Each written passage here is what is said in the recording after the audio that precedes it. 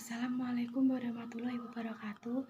Nama saya Elancia Wikantari, NPM 2212011012. Di sini saya akan menjelaskan kesimpulan hukum tata negara dan mengapa hukum tata negara itu penting. Kesimpulan pembelajaran hukum tata negara mempelajari berbagai teori dan penyelenggaraan yang dikenal di berbagai negara. Hukum mencakup berbagai isu mengenai relasi antar lembaga negara dan antar warga negaranya.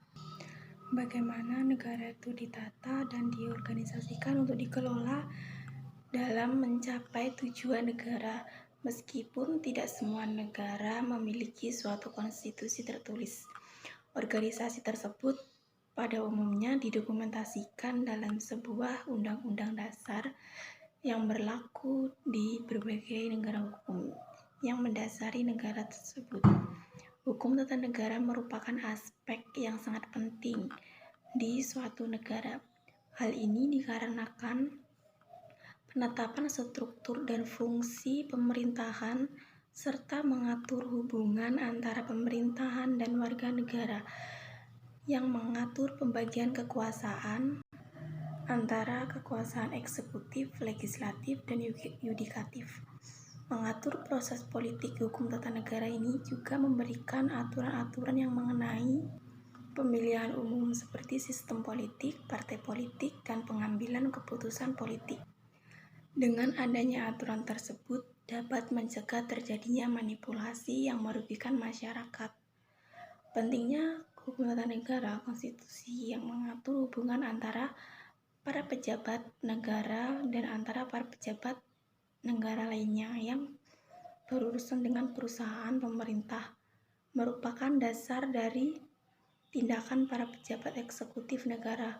Sebagaimana adanya dalam masyarakat, hukum tata negara ini mengatur struktur organisasi dan fungsi negara serta hubungannya antara pemerintah dan warga negaranya.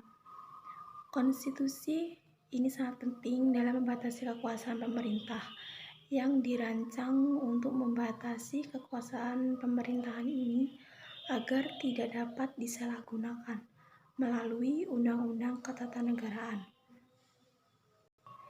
Kekuasaan pemerintahan yang diatur dan diselenggarakan secara adil, transparan, dan terukur melindungi hak asasi manusia seperti kebebasan berbicara, kebebasan beragama, dan memiliki hak milik konstitusi yang memuat mekanisme dan kelembagaan pertanggungjawaban. Hukum tata negara juga dapat didefinisikan bahwa hukum tata negara adalah sebuah aturan yang bersangkutan dengan berbagai tindakan di suatu negara, terutama di negara Indonesia. Negara Indonesia bukan satu-satunya negara dengan sistem tersebut. Di antaranya atau diistilahkan dalam bahasa Inggris constitutional law. Mempelajari hukum tata negara sangat erat berkaitannya dengan penyelenggara negara untuk mengetahui bagaimana mengimplementasikan negara, untuk mengetahui bagaimana fungsi, mekanisme, hubungan, dan prinsip etika kebijakan dalam hubungan agar dapat tercapai apa yang dicita-citakan untuk bersama-sama dalam suatu negara tersebut.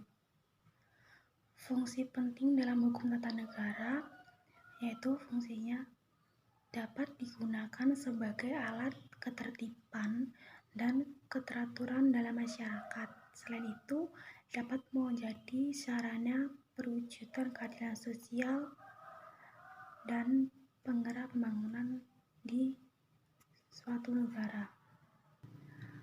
Hukum tata negara memiliki pengertian yang sangat beraneka ragam. Dapat dikemukakan oleh para ahli tergantung dari sudut pandang yang telah dipakai. Beberapa para ahli yang mengemukakan hukum tata negara. Salah satu contohnya adalah Van der Pot. Dia mengemukakan bahwa hukum tata negara adalah peraturan-peraturan yang menentukan badan badan yang diperlukan serta wewenangnya masih dalam masing-masing hubungan satu dengan yang lainnya dan hubungan dengan individu dalam kegiatan tersebut. Pengertian yang terkandung dalam Konstitusi atau Undang-Undang Dasar Negara Republik Indonesia Pasca Amandemen keempat menciptakan kesadaran masyarakat Indonesia terhadap hak dan kewajiban asasi sebagai subjek hukum dalam tata negara Indonesia, membantu para pemuda agar dapat memahami secara garis besar dalam ruang lingkup ilmu pengetahuan tata negara, menyatukan masyarakat Indonesia dalam pengetahuan dan mendorong perkembangan lebih dalam tentang hukum tata negara di Indonesia. Ada juga fungsinya dalam hukum tata negara Indonesia.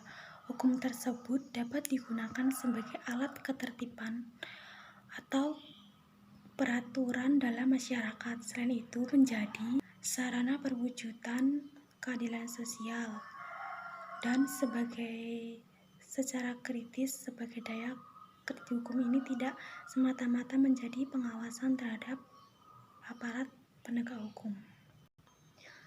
Hukum tata negara sendiri mempelajari tentang struktur negara dan lembaga negara, serta dinamika kewenangan yang ada dalam struktur pemerintahan. Ada juga fungsi asas negara hukum dalam hukum tata negara. Adanya asas negara hukum suatu negara akan lebih melindungi hak asasi manusia. Pemerintahan akan berdasarkan pada aturan yang berlaku dan adanya pembagian dan pemisahan kekuasaan negara demi menjamin perlindungan hak asasi manusia dalam pencegahan pelanggaran hak asasi manusia. Dalam peran publik yang penting dalam menjaga keseimbangan dan melindungi hak-hak warga negara dan membangun materi hukum tata negara yang paling menarik berkaitan dengan adanya konsep pemisahan kekuasaan. Gagasan ini telah menjadi sistem pemerintahan bagi banyak negara demokrasi. Seperti pemisahan kekuasaan ini mengacu pada pembagian kekuasaan pemerintah menjadi 3 cabang tersebut yang terpisah seperti eksekutif, legislatif, dan yudikatif. Cabang eksekutif berurusan dengan implementasi kebijakan negara dan pemerintah.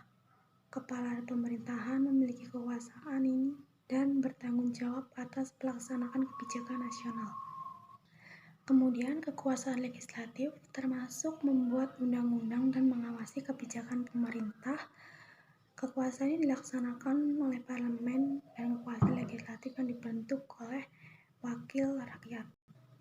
Dalam peradilan mencakup fungsi yang menafsirkan hukum dan menegakkan keadilan, lembaga peradilan independen, serta Mahkamah Konstitusi atau memainkan peran penting dalam pertahanan yang ada dalam hak asasi manusia. Konsep pemisahan kekuasaan tersebut menarik karena mencegah penyalahgunaan kekuasaan dengan membagi kekuasaan negara menjadi 3 cabang yang terpisah. Sistem ini membantu dan mencegah pemerintahan negara. Kesimpulan dalam konsep pemisahan kekuasaan tersebut merupakan dalam pasal konstitusional yang karena berkaitan dengan prinsip dasar yang telah menjaga keseimbangan dan keadilan dalam berbangsa. Dengan pemisahan kekuasaan ini antara cabang eksekutif, legislatif, dan yudikatif telah menjadi landasan penting bagi supremasi hukum dan demokrasi yang kuat.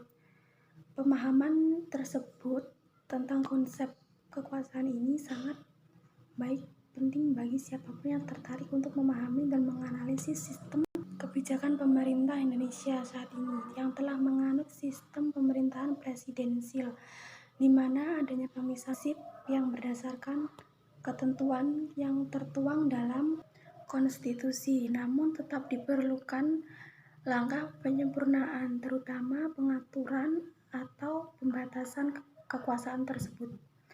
Tujuan adanya pemisahan kekuasaan tersebut juga dapat agar setiap orang di negara ini memegang kekuasaan yang dipegang oleh orang-orang yang tepat melalui kerjasama, maka mekanisme pembagian kekuasaan yang telah dilaksanakan di Indonesia ini dapat memberikan fungsi yang baik. Cukup sekian yang dapat saya sampaikan dan saya jelaskan. Terima kasih. Wassalamualaikum warahmatullahi wabarakatuh.